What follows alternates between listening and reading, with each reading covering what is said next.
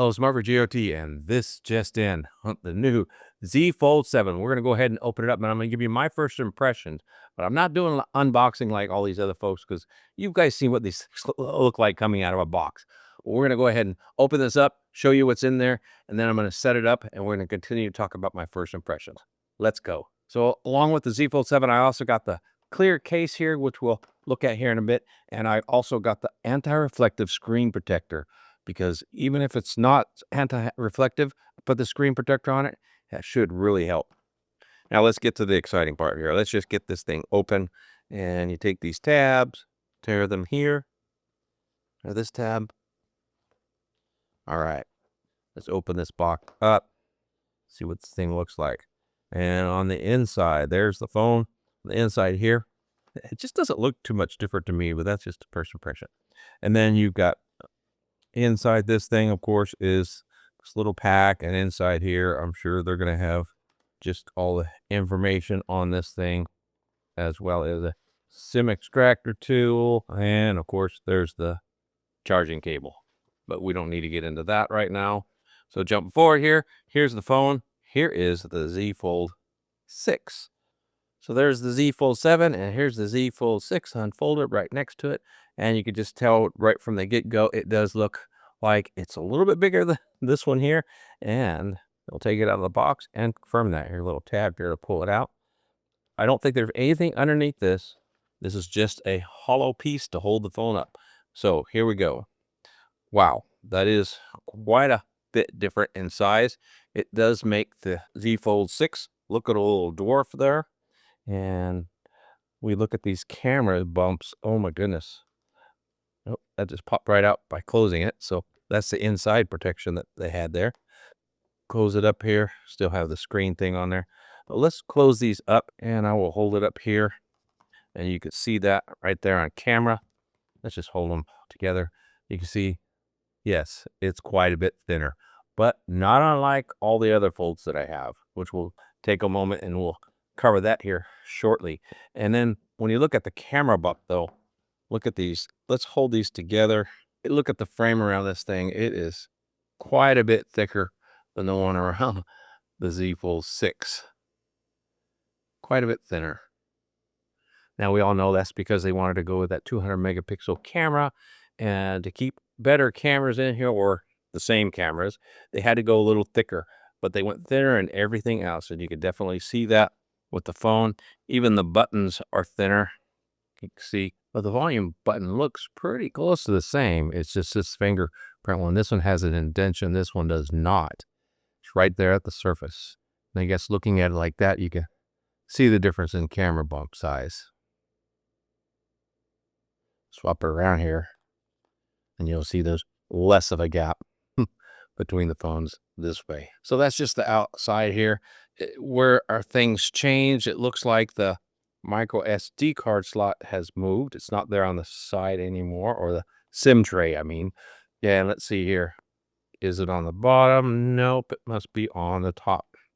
And there it is. It's on the top of the Z Fold 7. Now the bottom, you see here, or the top, I guess, it's got a slit, same slit here for the speaker, and then on the bottom, same design with the slit for the speaker. So not a whole lot of change there, but you can definitely see the difference in size of the micro USB slot, how there's just nothing left there on the Z Fold 7, where you've got the added space there. So that's how thin this phone is. Now let's go ahead and take this cover off of this thing, and I'll boot it up for the first time, and then I will go ahead and start the process of updating this, or transferring the data, updating whatever's required. Oh, by the way, the Z Fold 6 did have an update after my last video where I did the performance test.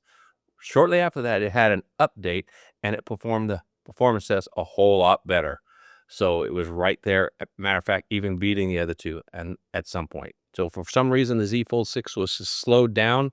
I think it might have been during the sale portion of the Z Fold 7.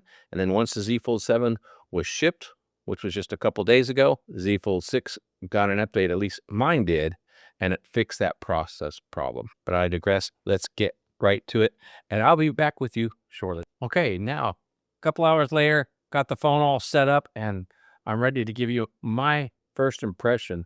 And my goodness, this is a great phone. I'm very pleased with it, especially the size when you compare it to the Z Fold 6. Fits in the hand a lot better. It's a lot lighter. This thing actually feels like a brick now. So I'm very, very much impressed. And the thinness is right there with all the other premium foldables out there. So well done on Samsung. And this fingerprint reader, wow, that's incredible. It went really fast. Let me go ahead and add one just to show you how fast that went. I'll add one more finger and I'll show you how fast and easy that is. It's crazy. Instead of having to press and do all this, all you got to do is slide up and down. Turn your finger as you slide up and down. That is just been crazy how quick and easy that was. I love that. That's the easiest I've ever had to imprint my finger on the reader ever. I mean, that's just incredible. I like that. It was very quick and easy. I need to go ahead and name these, but I'll do that at some other time. So I really enjoyed doing that. That was very simple. Now I've got it set up just like I have my Z Fold 6 right now. So nothing really all that exceptional, but I do need to spend a lot of time working with this thing. I could tell you right now, it looks like the border is a little bit slimmer. You can see the lines there on this thing. So it's not a lot, but the bezel is just a little bit thinner.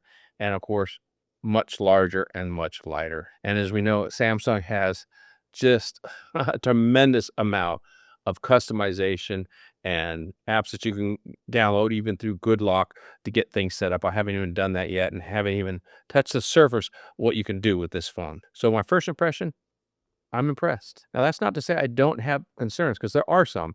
Of course, I never really use the S Pen, so that's not a big issue with me. And I know that is for some of you.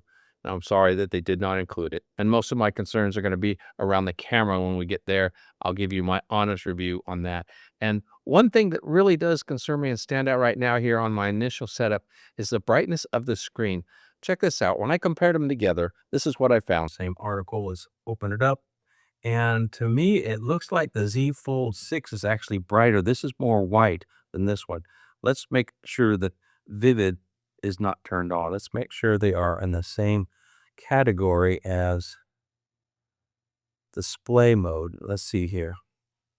Let's go into my display on both and make sure we have adaptive is turned on both of them.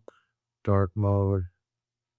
And then we want to make sure that everything should be the same. This is adaptive eye, color tone. Yeah. Screen is vivid. The screen is vivid on this one. Okay, they are the same setting. So why is it that this seems brighter than this? This seems a lot duller to me.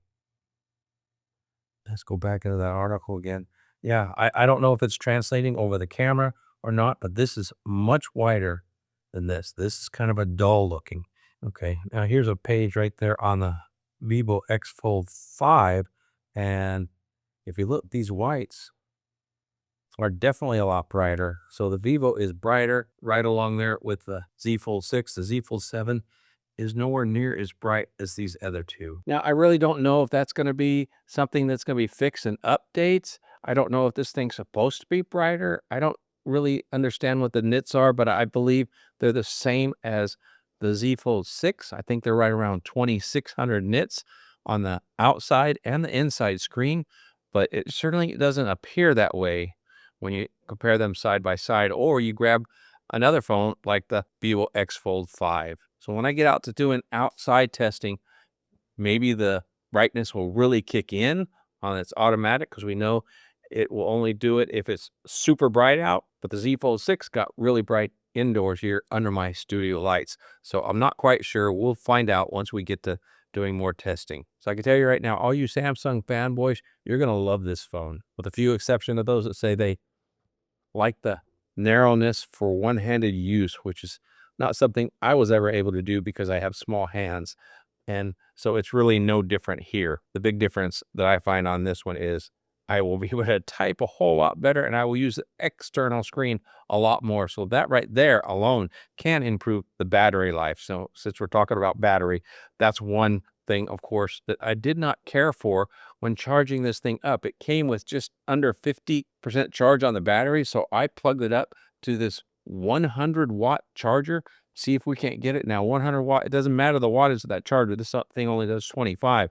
But my goodness, it took over an hour for it to get fully charged from 50%. When my other phones with extremely large batteries will charge up to 100% from zero in less than that time. So maybe there'll be some updates that'll come out to help this thing, because I don't think it's quite optimized just yet. And as we always know, when these phones come out, usually within a week or two, there's a new update to make things a little better. So I'm looking forward to that. So keep watching as I continue to set up this phone and do some tests on it. And I will definitely test against my other phones. You got the Vivo, the Honor Magic V3, and of course the Z Fold 6.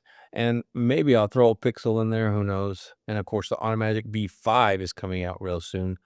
I should be receiving that in the next week. I ordered that from the Average Dad store. So that's a great place to buy your imports from, is Average Dad. They work really great with you, and the shipping is really fast. Supposedly they ship today. And when I ordered this Vivo X Fold 5 from them, I got it within 3 days from Hong Kong. That was incredibly fast. So all that to say is, I've got phones to test it against right now, and soon I'll even have more. So stay tuned to this channel if you want to see the ultimate foldable comparisons. Thank you for watching this quick first look. If you haven't subscribed, you want to make sure to do that so you don't miss out more content. If you have certain things you want me to test, make sure to leave those down in the comments below.